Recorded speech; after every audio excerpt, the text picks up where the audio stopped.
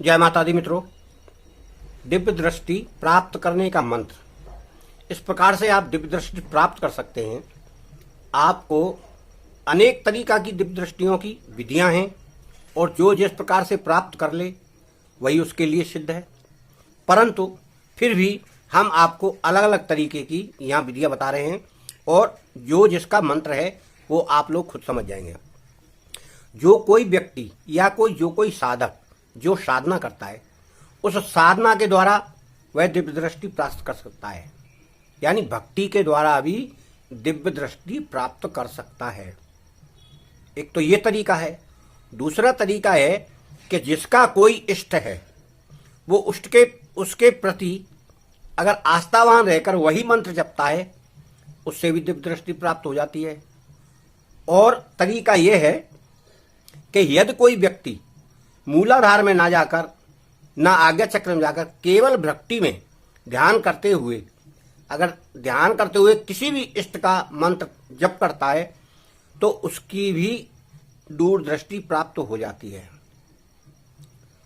और छाया सिद्ध पुरुष की, तो छाया सिद्ध पुरुष में छाया को देखकर मंत्र जाप करना है, तो छाया सिद्ध पुरुष में भूत, भविष्य, वर्तमान, इन तीनों की घटनाओं का जो हमें ज्ञान मिलता है वो एक छाया द्वारा मिलता है और वो छाया आकर हमको इशारे से बताएगी। हम खुली आंखों से उस छाया को देखेंगे। वो छाया सिद्ध पुरुष रहता है, जो अपनी छाया को देखकर सिद्धि की जाती है। उसका मंत्र है ओम रुद्राय नमः। और जो दूसरे साधक हैं या जो जिसकी साधना करता है, उस प्रकार से कोई कुंडलनी जागरण करके पहले मूलाधार चक्र में जाएगा, फिर ऊपर क्रम से बढ़ता हुआ आज्ञा चक्र तक आएगा वो, तो वहां तक उसको बहुत समय लगता है। कई लोग इस प्रकार की क्रिया करते करते बहुत समय निकाल देते हैं, परंतु जागृत नहीं होती दूरदृष्टि। दूरदृष्टि किसी किसी की अनायास भी जागृत हो जाती है। कैसे जागृत होती है कि जैसे कोई व्यक्ति गिर गया और उसके सर में चोट लग गई, तो चोट लगने से एक उसकी नस ऐसी है वो जागृत हो जाती है, जिससे उसका ध्यान इस संसार से हट जाता है और वहां पहुंच जाता है अंतरिक्ष में। तो ये शक्ति सारी कहां की है? अंतरिक्ष की। यूनिवर्स से ही सारी शक्तियां प्राप्त होती हैं मनुष्य को। और अगर किसी व्यक्ति का यूनिवर्स में ध्यान लग जाता है तो वो दूरदृष्टि प्राप्त कर सकता है। मुझे एक बार दूरदृष्टि का अनुभव हुआ। वो हुआ कैसे? हुआ इसलिए कि जिस समय रामायण में राम, लक्ष्मण और चारों भाई, राम, लक्ष्मण और शत्रुघ्न, भरत, चारों भाई अपने गुरु के पास शिक्षा ले रहे थे, तो उन्होंने वो शिक्षा सिखाई थी कुंडलनी जागरण की कि कैसे ध्यान लगाना है। तो वो क्रिया जो चली उनकी, उस समय मैं साधना करता था, यंग भी था। वो क्रिया मैंने की तो मुझको तुरंत फायदा मिला और उसी समय में सूक्ष्म शरीर में जाकर बहुत कुछ मुझे अनुभव हुआ। उसकी वीडियो तो खैर मैंने डाल रखी है। उसका अनुभव इतना मुझे मिला, एकदम शरीर से बाहर निकल गया मैं। तो मित्रों, विधियां बहुत हैं और जिसको जो विधि पसंद आ जाए उसको करे, मगर दिव्य दृष्टि का मतलब यही है कि आंख बंद करके या खुली आंखों से कोई भविष्य की घटना दिखाई दे। कभी कभी खुली आंखों से भी दिखाई देती है कि ऐसा होने वाला है, और कभी कभी बंद आंखों से, बंद मतलब आदमी जब सोचता है तो आंख बंद कर लेता है, उस समय भी कभी कभी ऐसा दिखाई देता है। इस प्रकार की घटनाएं होती केवल साधक के साथ ही हैं। जो वैसा व्यक्ति है उसके साथ कुछ नहीं होता। वो तो अनायास ही सोचेगा तो ये घटना घटेगी। क्यों घटेगी वो भी घटना? उसका भी एक कारण है कि जब इड़ा, पिंगला और सुषुम्ना, तीन नाड़ियां चलती हैं।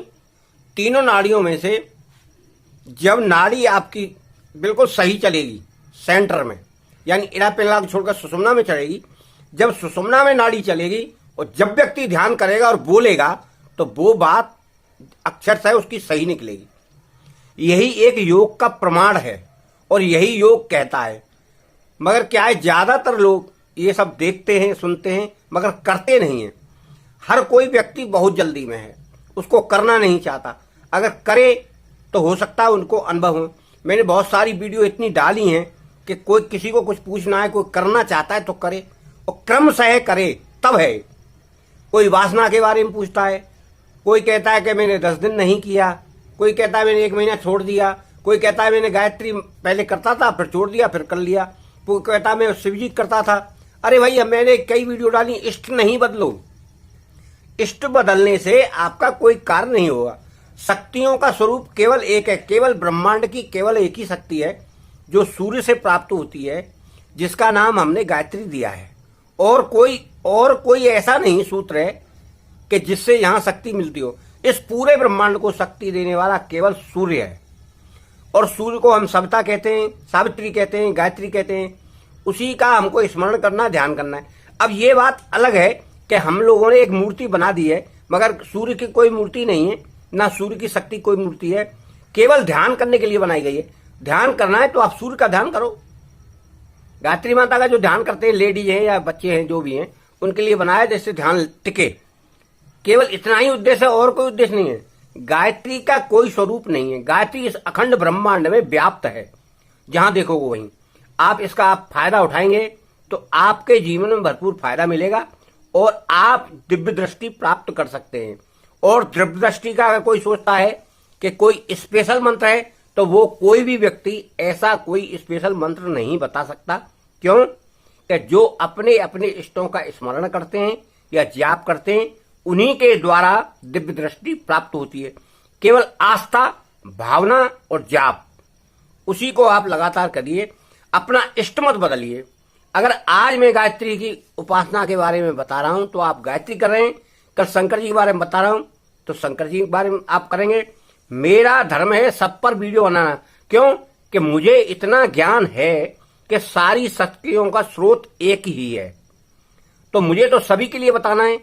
हनुमान जी के लिए बताना है, गायत्री के लिए बताना है, राम जी के लिए बताना है, वैष्णो माता के लिए बताना है, और ये दुर्गा जी के लिए बताना है। तो इस तरह की सभी जो देवियां हैं, उन सभी साधक अलग अलग करते हैं, तो उनके लिए मैं बताता हूं। तो आप लोग इसको अन्यथा ना लेकर ये सोचे कि आप गायत्री की बता रहे हैं तो आपने ये क्यों बता दी।